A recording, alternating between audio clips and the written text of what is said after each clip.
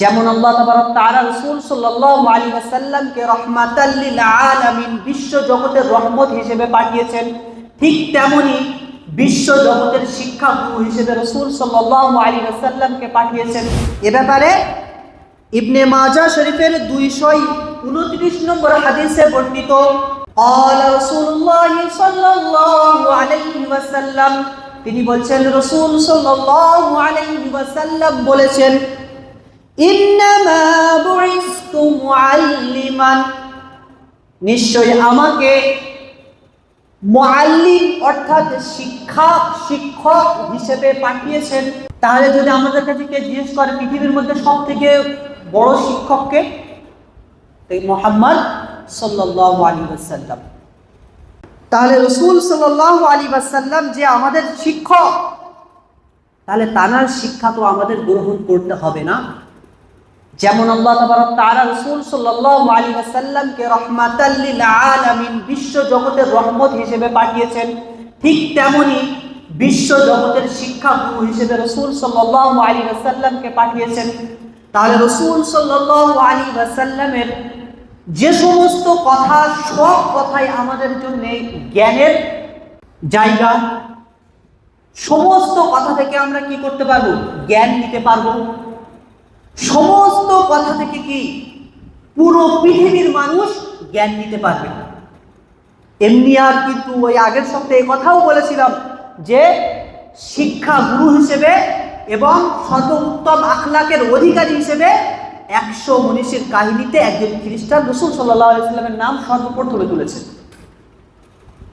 তো তার নমুনা তো আমাদের কিছু দেখা দরকার। তো সেই নমুনা খোঁজার জন্য আমি একটি হাদিস তুলে এনেছি, সেটা হচ্ছে আন আব্দুল্লাহ ইবনে উমর রাদিয়াল্লাহু তাআলা আনহু قال, আমার ইবনে আব্দুল্লাহ রাদিয়াল্লাহু তাআলা আনহু থেকে বর্ণিত, সামি'তু রাসূলুল্লাহ সাল্লাল্লাহু আলাইহি ওয়াসাল্লাম, আমি রাসূল সাল্লাল্লাহু আলাইহি ওয়াসাল্লামকে বলতে শুনেছি। কখন?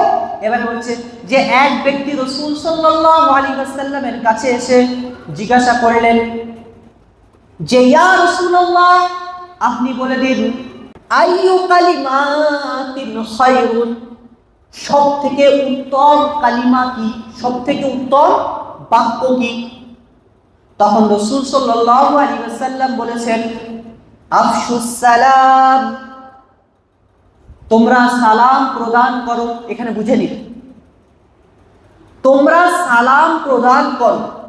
রাসূল সাল্লাল্লাহু আলাইহি ওয়াসাল্লাম কিন্তু এখানে এই কথা বলেনি যে তোমরা একে অপরের মুসলিমকে সালাম করো, এরকম বলিনি।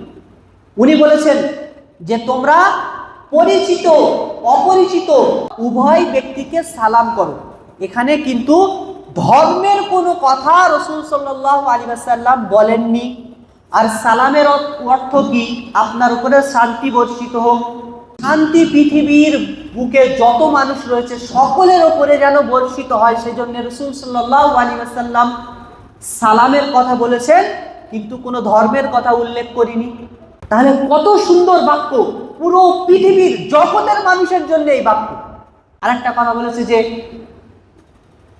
ওয়াতুইমুত তুআম, তোমরা ক্ষুধার্তদেরকে খানা খাওয়াও। এখানে বলিনি যারা মুসলিম গরিব, যারা মুসলিম ক্ষুধার্ত, বা যারা মুসলিম এমন ব্যক্তি যাদের খাওয়া হয় না তাদের খানা খাওয়াও। এখানে বলেছেন যে ওয়াতুইমুত তুআম, যারা ক্ষুধার্ত তাদেরকে খানা খাওয়াও। ক্ষুধার্ত কারা হতে পারে? মুসলিম হতে পারে, জৈন, খ্রিস্টান। পৃথিবীর মধ্যে যত ধর্ম রয়েছে প্রত্যেক ধর্মের মধ্যে কোনো না কোনো মানুষ ক্ষুধার্ত থাকে। তো এই ক্ষুধার্তদেরকে খাওয়ানোর কথা বলা হয়েছে, মানে অসহায় ব্যক্তি, সে হিন্দু হোক, মুসলিম হোক, জৈন হোক, খ্রিস্টান হোক, যে কোনো ধর্মের লোক হোক না কেন, তার পাশে দাঁড়ানোর কথা বলেছেন রাসূল সাল্লাল্লাহু আলাইহি ওয়াসাল্লাম। ওই সমস্ত ক্ষুধার্ত ব্যক্তিদেরকে খাওয়ানোর কথা বলেছেন। তাহলে কি রাসূল সাল্লাল্লাহু আলাইহি ওয়াসাল্লাম শুধু মুসলমানদের জন্য?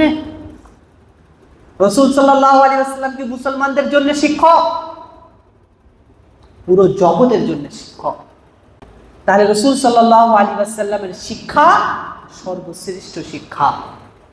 এই শিক্ষা থেকে যদি আমরা বঞ্চিত হই, তাহলে আমরা রাসূল সাল্লাল্লাহু আলাইহি ওয়াসাল্লামকে শিক্ষাগুরু হিসেবে গ্রহণ করলাম কোথায়?